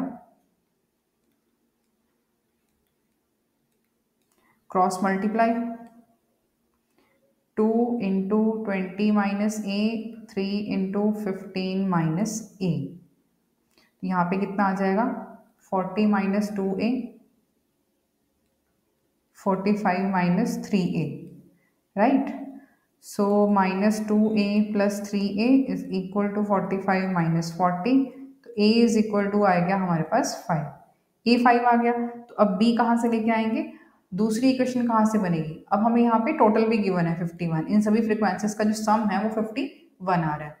तो सम ऑफ फ्रिक्वेंसीज यहाँ पर हम फाइंड कर लेंगे, 6 plus 7 plus a plus 15 plus 10 plus b is equal to 51। ठीक है, ये मुझे 51 के इक्वल दिया हुआ है, तो कितना आ जाएगा ये, आप a की वैल्यू भी यहाँ पुट कर दो, मैं यहाँ कर ही देती हूँ, 6 प्लस 7, a है 5, 15 फिर 10 फिर b, ये आपका 51 आ गया, 20 30 40 एंड 43 बन जाएगा आपके पास ही, b plus 43 is equal to 51 and b is equal to 51 minus 43। ठीक है, टोटल जो सम है वो 51 दिया हुआ है। ठीक है, ये आएगा आपके पास 8, राइट। सो अब देखो नेक्स्ट हमारे पास जो क्वेश्चन है, नेक्स्ट क्या है, question number 33। Prerna saves rupees 32 during the first month, 36 in the second month, and rupees 40 in the third month. If she continues to save in this manner, in how many months will she save rupees 2000? ठीक है, तो देखो यहाँ पर हमें कुछ दे रखा है कि first month, second month, third month, तो यहाँ से आपको थोड़ा आइडिया हो जाएगा कि ये एपी का सम है, ठीक है, अर्थमेटिक प्रोग्रेशन का सम है। तो फर्स्ट जो इसके अंदर है, फर्स्ट सम में वो 32 सेव कर रही थी, सेकेंड मंथ में वो 36 सेव कर रही है, थर्ड मंथ में वो 40 रुपीज़ सेव कर रही है, एंड सो ऑन इस फॉर्म में वो जो है सेव कर रही है। तो जो हमारे पास एपी है वो इस फॉर्म में बन गया है, जिसमें ए मेरे पास 32 है और डी कितना हो गया 36 माइनस 32 दैट इज 4। अब उसने बोला कि अगर इस तरीके से वो सेव करेगी तो how many months will she save rupees 2000। आपको ये बताना है कि कब जो सम है उनका जो सम है कितनी टर्म्स का सम आपके पास 2000 आ जाएगा, ठीक है। तो यहाँ पर मुझे एस एन गिवन है 2000 and you have to find n. तो एस एन का फॉर्मूला लगाते हैं यहाँ पर n/2 2a plus n minus 1 into d, और वैल्यू हमें गिवन है एस एन की 2000। So 2000 n is missing 2a, 32 into 2 कितना हो जाएगा ये आपके पास 64, और d कितना है 4। तो हम यहाँ से कॉमन ले लेते हैं, 2 कॉमन लेके कैंसिल आउट कर दो, कॉमन तो 4 भी आ जाएगा बट बाहर 2 है तो इसलिए मैंने 2 ले लिया। तो 2n माइनस 2 बचेगा अंदर, ठीक है, जैसे हमने 2 कॉमन लिया तो 2 बचा, 2 को मैंने अंदर मल्टीप्लाई भी कर दिया। तो 2n 32 माइनस 2 30 ये बचेगा। तो इक्वेशन क्या बन जाएगी ये 2n square minus 30n is equal to 2000, 2n square minus 30n minus 2000। अब ये पूरी इक्वेशन फिर से 2 से डिवाइड हो रही है, तो n square minus 15n minus 1000, ठीक है। तो मेरे पास ये जो है इक्वेशंस आ गई हैं। अच्छा यहाँ पर प्लस 30 है, प्लस 30 प्लस प्लस, तो इसके फैक्टर्स क्या बनेंगे, अब इसके फैक्टर्स बनेंगे आपके पास 40 एंड 25, 1000 आ जाएगा और 40 25 का डिफरेंस 15 है, ठीक है। तो n square 40n 25n minus 1000, n common n plus 40, 25 common n plus 40, तो n plus 40 and n minus 25 is equals to 0। तो n की दो वैल्यूज आ गई, एक तो माइनस 40 आ गया, प्लस का 25 आ गया। अब नेगेटिव तो पॉसिबल नहीं है ना नंबर ऑफ टर्म्स, तो आपके पास n जो है 25 आ गया है, मीन्स उसे 25 मंथ्स लगेंगे 2000 रुपीज़ ऐसे इकट्ठा करने में, ठीक है। तो ये क्वेश्चन ऐसे होना था। अब चलते हैं अपने नेक्स्ट क्वेश्चन पे। नेक्स्ट क्वेश्चन जो है ये है हमारे पास ट्राइंगल से, इंपॉर्टेंट क्वेश्चन है दोनों ही। तो अब देखो यहाँ पर क्या दिया है, sides AB and BC and median AD of a triangle ABC are respectively proportional to sides PQ, QR and median PM of triangle PQR. Then show that triangle ABC is similar to triangle PQR. NCERT का question है, बहुत easy question है, तो करते हैं इस question को। अब इसमें हमें देखो गिवन है दो ट्राइंगल्स हैं,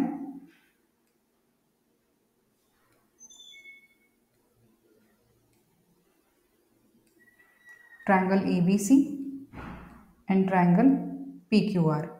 ABC ट्राइंगल की मीडियन AD है और इसकी मीडियन PM है। हमें गिवन है AB BC एंड AD का ratio, AB BC and AD का ratio with the sides PQ QR and median PM, ये हमें ऑलरेडी गिवन है, ठीक है।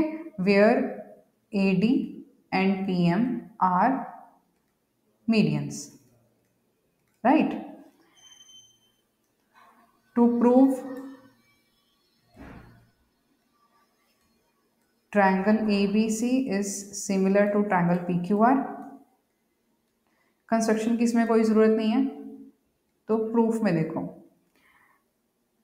तो यहाँ पर मेरे पास क्या क्या है, मुझे ये पता है AB अपॉन PQ इक्वल है BC अपॉन QR इक्वल है AD अपॉन PM के, ये मुझे गिवन है, ठीक है। तो तो ये जो बी डी है मुझे गिवन है कि बी डी और डी सी ये इक्वल है। क्यों? क्योंकि डी मिड पॉइंट है, मीडियन है, जैसे क्यू एम और एम आर भी इक्वल है। तो अगर मैं इस बी सी और क्यू आर का हाफ ले लूँ, रेशो तो फिर भी सेम रहेगा ना, A B upon P Q, half of B C and half of Q R is equal to A D upon P M. अब इसका रीज़न क्या है? इसका रीज़न ये है कि हम हाफ ऑफ बी सी की जगह लिख सकते हैं बी डी और यहाँ लिख सकते हैं क्यू एम। इससे क्या होगा? इससे मेरे पास दो ट्रायंगल सिमिलर आ जाएंगी। कौन सी ट्रायंगल सिमिलर आ जाएंगी? ये जो ट्रायंगल ए बी डी बन रही है और यहाँ से पी क्यू एम बन रही है, ये दोनों सिमिलर आ जाएंगे। क्योंकि मुझे देखो बड़ी ट्रायंगल ए बी सी और पी क्यू आर सिमिलर करनी है, उसमें मुझे दो साइड्स का रेशो पहले से पता है, ए बी ए सी और पी क्यू क्यू आर, इनका रेशो मुझे पता है। अगर मेरे पास कोई एक एंगल आ जाए, ठीक है, मेरे पास कोई एक एंगल इक्वल आ जाए इनके बिटवीन का एंगल, तो ऑब्वियसली हम ट्रायंगल्स को सिमिलर प्रूव कर सकते हैं। बट एंगल नहीं था, तो इसके लिए हमने पहले क्या किया, ये जो स्मॉलर वाली ट्रायंगल्स है ना, हमने पहले इनको सिमिलर कर दिया। उसके लिए हमें इन तीनों का रेशो गिवन था, बी सी और क्यू आर का रेशो गिवन था। अब मुझे पता है कि बी डी और क्यू एम इनकी हाफ है, तो हम अगर रेशो को हाफ हाफ से मल्टीप्लाई कर भी देंगे तो कोई इफेक्ट नहीं पड़ेगा। ठीक है, सो अब मेरे पास जब ये इक्वल आ गई तो इसका मतलब क्या हो गया, triangle A B D is similar to triangle P Q M होगी बाय एस एस एस। ठीक है, इसके इक्वल होते ही एंगल बी और एंगल क्यू इक्वल आ गए। ठीक है, ये कॉरस्पॉन्डिंग एंगल हो गए ऑफ सिमिलर ट्रायंगल।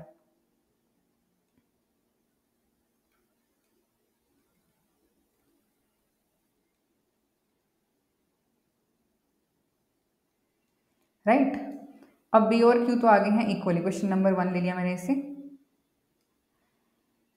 तो अब यहाँ पर हम क्या कर सकते हैं, अब आओ आप triangle A B C and triangle P Q R में, ए बी सी और पी क्यू आर। तो इसमें देखो अब क्या क्या है, A B upon P Q equal given है B C upon Q R के, ये हमें गिवन है। और हमने एंगल बी और एंगल क्यू को इक्वल कर लिया है फ्रॉम 1। तो अब ये दोनों ट्रायंगल हमारे पास सिमिलर आ चुकी हैं।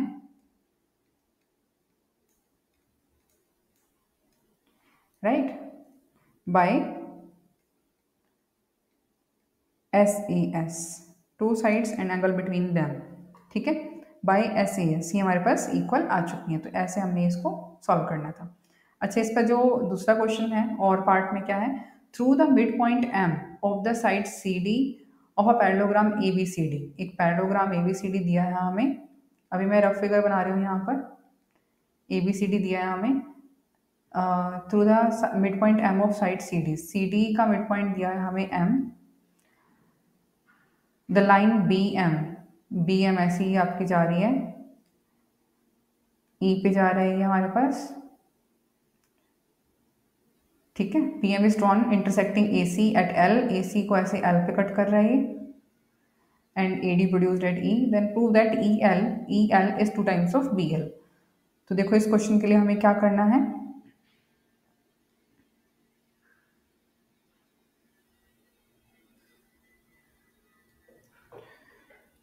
सो इसका B part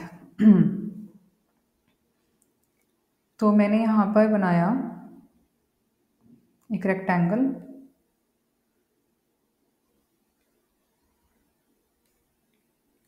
A B C and D.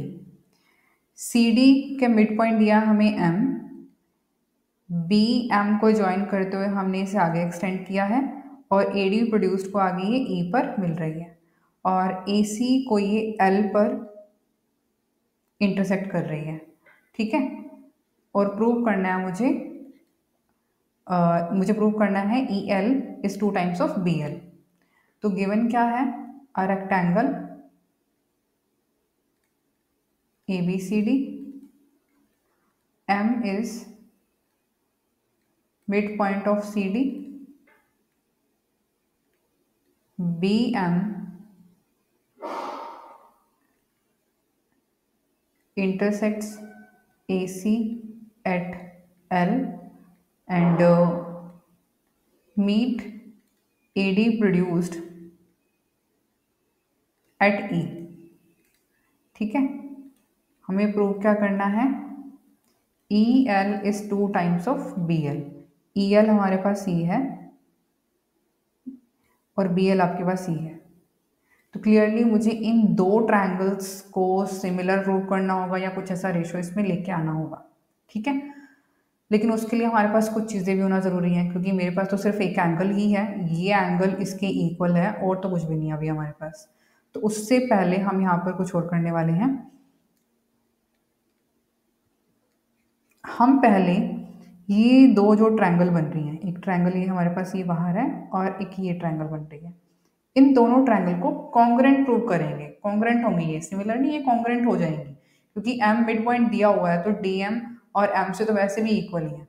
ये आपके पास वर्टिकली अपोजिट एंगल भी इक्वल है और आपके पास ये 90 डिग्री के एंगल भी हैं, तो ये आपके पास कॉन्ग्रेंट होंगे। So in triangle B C M and triangle E D M, इसमें क्या क्या है, एक तो एंगल, मैं यहाँ पे नंबर लिख रही हूँ, angle 1 and angle 2। Angle 1 is equal to angle 2, ये है वर्टिकली अपोजिट एंगल। फिर है आपका एंगल ये बी सी एम और ए डी एम, ये दोनों इक्वल हैं, ये ईच 90 डिग्री है, रेक्टेंगल है ना, तो 90 डिग्री के एंगल है ये। अच्छा, और इसके अलावा आपको डी एम और एम सी इक्वल दिए हैं, क्योंकि एम मिड पॉइंट है।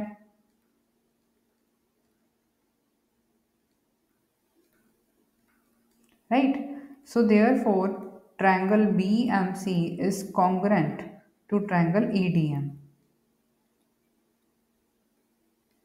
by, इसमें कौन सा लगेगा हमारे पास, ASA। राइट, अब अगर ये इक्वल हो गया तो हमारे पास क्या क्या आ जाएगा, बाई CPCT, एक तो DE, यहाँ से DE और BC इक्वल आ जाएंगे, बट हमें ये भी पता है कि जो BC है वो तो AD के भी इक्वल है, अपोजिट साइड्स हैं रेक्टेंगल की। तो यहाँ पे देखो BC DE के भी इक्वल है, BC AD के भी इक्वल है ना, तो इट मीन्स आपके पास DE और AD इक्वल आ गए। यहाँ देखो फिगर में, ये DE और AD और ये DE इक्वल आ गए हैं। ठीक है, तो यहाँ इसका हम आगे यूज करने वाले हैं, ये इक्वेशन 1 लिख लो आप। इसके बाद हम क्या कर सकते हैं, अब मुझे क्या करना है, अब मुझे ये जो दो ट्रायंगल जिसमें EL और ये BL आ रहे हैं, इन दो ट्रायंगल्स को सिमिलर प्रूव करना है, क्योंकि ये कॉन्ग्रुएंट नहीं हो सकती हैं। अब सिमिलर प्रूव करेंगे हम इनको, तो कैसे करेंगे, एक तो हमारे पास एक ये एंगल आएगा और दूसरा ये एंगल आ जाएगा वर्टिकली अपोजिट। ठीक है, इसको मैं नेम दे देती हूँ एंगल 3 and 4। जी, यहीं पे लिख लेते हैं, इन ट्रायंगल ALE यहाँ से CLB। ठीक है, तो इसमें क्या क्या हो गया हमारे पास, एक तो angle 3 is equal to angle 4 है, वर्टिकली अपोजिट एंगल्स, और दूसरा क्या आएगा, आपके पास कौन कौन से एंगल आ रहे हैं इक्वल, और मैंने बताया था ये एंगल और दूसरा एंगल ये क्यों है, ऑल्टरनेट इंटीरियर एंगल है, क्योंकि AD और BC पैरेलल हैं। Angle EAL is equal to angle LCB, ये आपकी alternate interior angle. So therefore triangle ALE is similar to triangle CLB। ठीक है, बाय AE। अब ये सिमिलर हो चुकी हैं, सिमिलर होने के बाद हम क्या करेंगे, इनकी साइड्स का रेशियो रखेंगे। सो देयरफॉर इसके बाद यहाँ पे है, सो देयरफॉर देखो जिस साइड की हमें ज़रूरत है उसके अकॉर्डिंग ही लिखना है हमें, LE upon LB is equal to AE upon CB। ठीक है, this implies EL upon BL same है, AE भी मैंने सेम रखा हुआ है अभी, और यहाँ से जो BC है, BC मेरी AD की इक्वल है। आप AE को भी चेंज कर सकते हो, क्योंकि DE और AD देखो अब इक्वल आ गए थे, DE और AD इक्वल थे, तो AE can be written as 2 times of AD। ठीक है, 2 टाइम्स ऑफ AD। रीजन क्या लिखेंगे, क्योंकि A D is equal to D E है, सो पूरी A E can be written as 2 times of A D. A D plus D E करोगे, replace करोगे तो 2 टाइम्स ऑफ ए डी आ जाएगा ना। अब ए डी कैंसिल आउट हो गए यहाँ से, ये ए डी से ए डी कैंसिल आउट हो गया, तो E L upon B L is equal to 2/1, therefore E L is equal to 2 times of B L. यही हमें प्रूव करना था, ठीक है। तो ऐसे ही क्वेश्चंस करने थे, अच्छे क्वेश्चंस थे ये दोनों ही। Next question is question number 35। As observe from the top of a 75-meter high lighthouse from the sea level, the angle of depression of two ships are 30 degree and 60 degree. If one ship is exactly behind the other on the same side of the lighthouse, find the distance between the two ships. तो first part में ये क्या कह रहा है, as observe from the top of a 75-meter light house, 75 metre high light house है। From the sea level, the angle of depressions of two ships are 30 and 60. Ships दोनों same side पे हैं, एक शिप का angle of depression 30 है, यानी कि ये 30 होगा, तो ऑल्टरनेट इंटीरियर एंगल से भी 30 आ जाएगा। दूसरे शिप का एंगल 60 है, तो यहाँ से ये 60 आ जाएगा। यहाँ नेम दे लेते हैं ट्राइंगल्स का, ए बी सी डी। ये शिप 1 है आपका सी पर, शिप 2 है आपका डी पर, सेम साइड पर है। Find the distance between the two ships, तो आपको ये सी डी फाइंड करना है। बहुत इजी क्वेश्चन है। देखो हम पहले क्या करेंगे, ट्रायंगल ए बी सी में से बी सी फाइंड कर लेंगे, फिर ए बी डी में से पूरा बी डी फाइंड कर लेंगे एंड दोनों को सब्ट्रैक्ट कर देंगे, ठीक है। सो इन ट्रायंगल ए बी सी आपके पास आएगा A B upon B C is equal to tangent 60, 75 upon B C, tangent 60 की वैल्यू है √3, √3 की वैल्यू में 1.73 पुट भी करनी है। So B C is equal to 75/√3। तो पहले हम इसे रैशनलाइज करेंगे, 75√3/3, 3 से ये कैंसिल आउट हो जाएगा 25 पे। फिर आप वैल्यू पुट कर दोगे,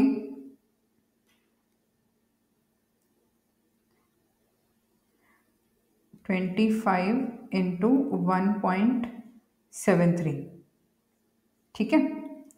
मल्टीप्लाई कर लेते हैं इसके भी, या फिर मल्टीप्लाई आप एंड में ही कर सकते हैं, 75√3 रहने देते हैं अभी क्योंकि माइनस भी करना है हमें, तो 25√3 रहने देते हैं इसे हम, ठीक है।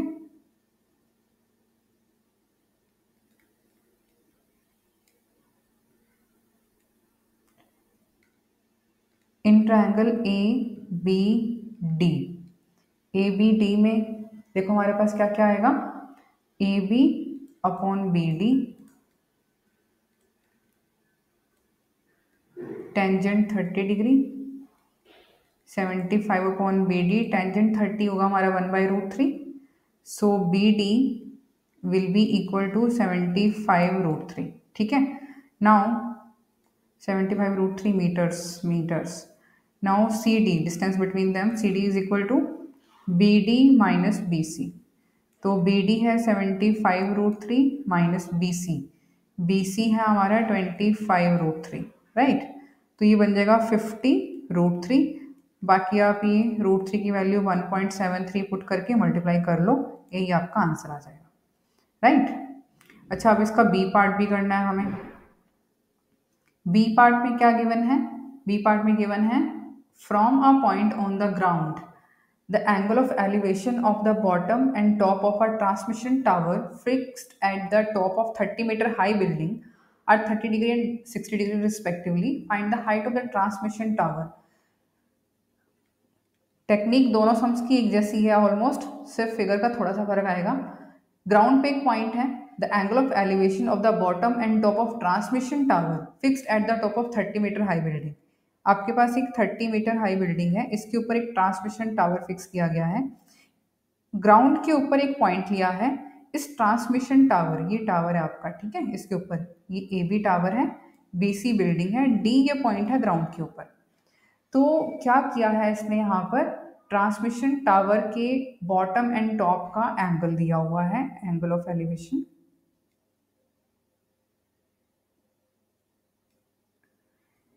ठीक है। तो ये एंगल 30 डिग्री गिवन है हमें और ये एंगल आपका 60 डिग्री गिवन है। आपको फाइंड करनी है height of the transmission tower. तो ये जो हाइट है ए बी, हमें ये फाइंड करना है। ओके, तो अब देखो इसमें हम कैसे कर सकते हैं। देखो जो साइड आपके पास है आप उसकी हेल्प से क्या फाइंड कर सकते हो। आपके पास 30 मीटर बीसी दे रखा है, तो हम पहले इस ट्राइंगल से सी डी निकाल लें। In triangle B C D, B C upon C D tangent 30 degree, 30 upon C D tangent 30 की वैल्यू होगी हमारे पास 1/√3। तो यहाँ से मेरे पास क्या आ जाएगा, जो सी डी है सी डी आ जाएगा 30√3 मीटर। क्योंकि अगर मेरे पास ये 30√3 मीटर आ गया है तो अब इसकी हेल्प से हम ये पूरी ए सी फाइंड कर सकते हैं in triangle A C D. In triangle A C D, in triangle A C D, A C find करेंगे, डिवाइड में है C D is equal to, ये भी परपेंडिकुलर अपॉन बेस है तो टेंजेंट 60 डिग्री। ए सी मुझे फाइंड करना है, सी डी है 30√3 और टेंजेंट 60 जो होता है हमारा √3। तो ए सी कितना आ जाएगा 30√3 इंटू √3, तो ये हो गया आपका 90 मीटर। मुझे क्या फाइंड करना था, देखो इस पूरी ये जो पूरी लेंथ है मेरे पास ये ए सी, ये पूरी ए सी आ चुकी है। बी सी भी मुझे गिवन है तो ए बी निकाल लेंगे, है ना, माइनस करके। Now A B is equal to A C minus B C, A C is 90, B C is, B C कितना था 30 गिवन था, तो ये आ गया आपके पास 60 metre. Transmission tower is 60 metre high. आपको √3 की वैल्यू की जरूरत ही नहीं पड़ेगी है, देखो इसको पुट करने की, ठीक है। तो इस टाइप से ये दोनों क्वेश्चंस करने थे। सो नेक्स्ट हमारे पास क्वेश्चन है, अब केस स्टडी पर आ गए हैं, सेक्शन ई, ठीक है। तो सेक्शन ई में हमारे पास देखो क्या है, in a coffee shop coffee is served in 2 types of cups. One is cylindrical in shape with diameter 7 centimetre, यानी कि जो ये सिलेंड्रिकल है कप, इसमें हमारे पास डायमीटर 7 सेंटीमीटर है and height is 14, and the other is hemispherical with diameter 21, अभी पूरा डायमीटर ही 21 सेंटीमीटर है। तो based on the above answer the following questions. Find the area of base of cylindrical cup. Cylindrical cup का जो base है वो तो एक सर्कल है विद रेडियस 7/2, तो इसमें रेडियस कितनी होगी हमारी 7/2 सेंटीमीटर होगी। एरिया ऑफ बेस निकालेंगे, दैट इज πr², तो 22/7 r², 7/2 इंटू 7/2, ये कैंसिल आउट हो जाएगा 11, तो 77/2 centimetre square, right. Second part में क्या कह रहे हैं, सेकेंड पार्ट में आपके दो हैं, मतलब और में दे रखा है, what is the capacity of the hemispherical cup. जो हेमिस्फेयर है उसकी कैपेसिटी पूछी हुई है, यानी कि उसका वॉल्यूम बताना है।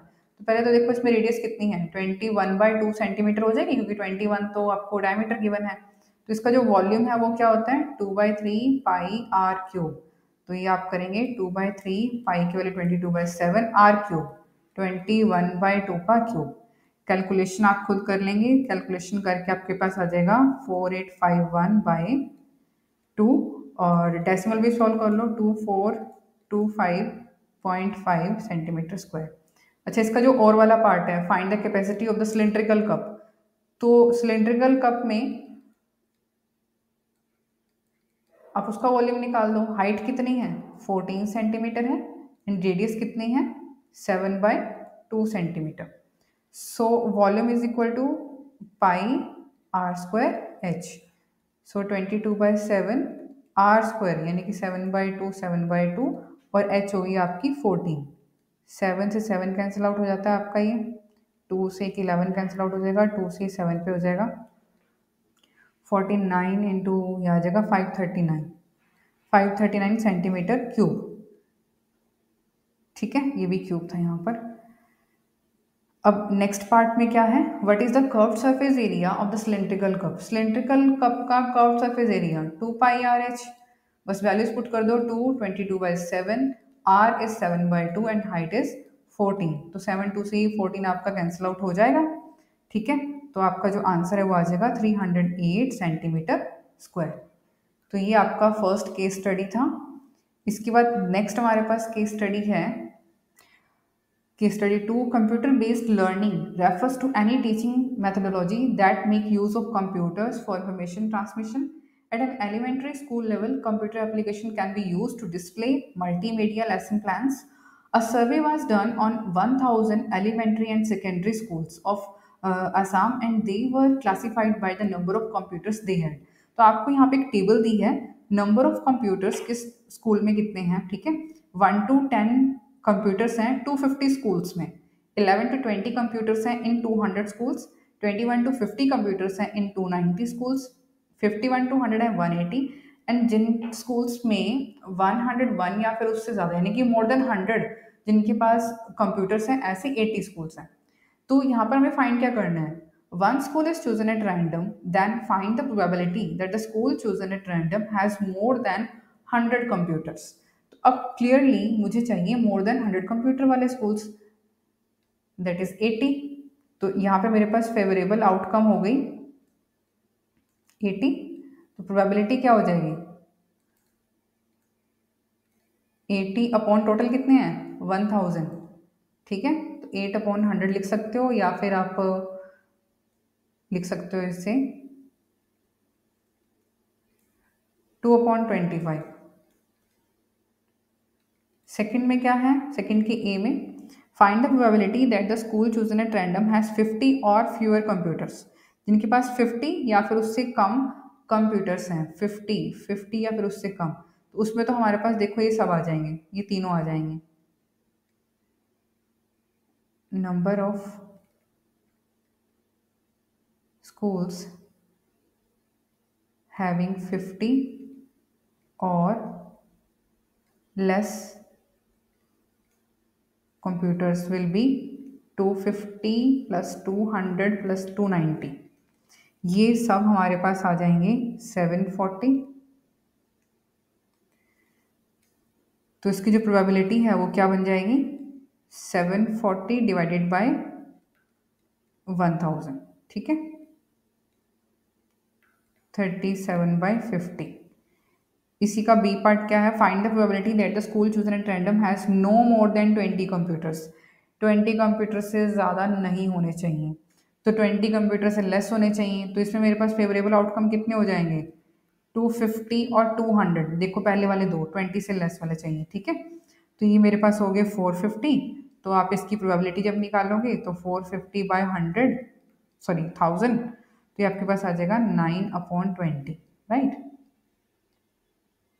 एंड थर्ड पार्ट में देखो क्या है, find the probability that the school chosen at random has 10 और लेस देन 10 कंप्यूटर्स, या तो 10 हो या फिर लेस देन 10 हो। तो द फर्स्ट वन 250, तो 250/1000, 1/4, ठीक है। तो इस टाइप से इसको सॉल्व करना था।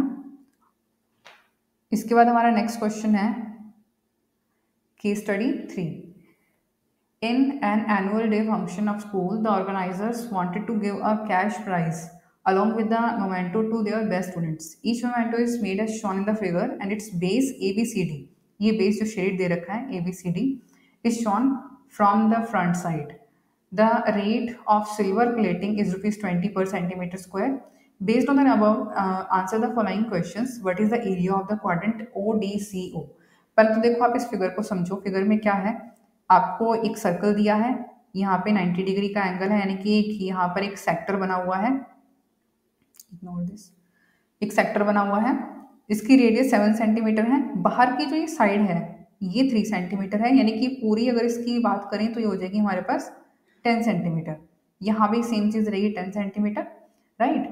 तो एक तो इसके अंदर ये सेक्टर आ रहा है और ये शेडेड एरिया है जिसपे आपको ये सिल्वर प्लेटिंग भी करनी होगी। अगले क्वेश्चन में पूछा हुआ है इसने, what is the total cost of silver plating the shaded part in ABCD, right.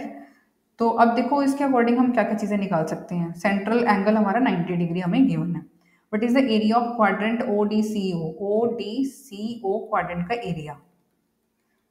तो क्वाड्रेंट का एरिया के लिए अब क्या करना है आपको, रेडियस आपके पास 7 सेंटीमीटर है, एरिया ऑफ क्वाड्रेंट, आपको पूरा फॉर्मूला लगाने की जरूरत नहीं है, θ/360 वाला 1/4 × πr², सर्कल का फोर्थ पार्ट ही है। तो 1/4 पाई है 22/7, are square 7 into 7,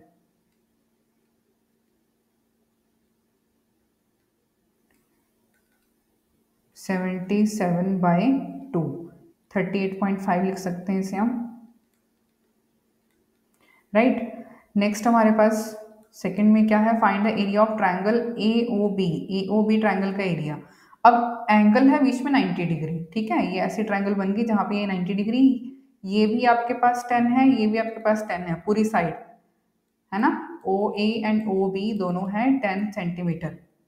so area of triangle OAB half into base into height, तो बेस भी 10 है और हाइट भी 10 है, तो आपके पास हो जाएगा 50 सेंटीमीटर स्क्वायर।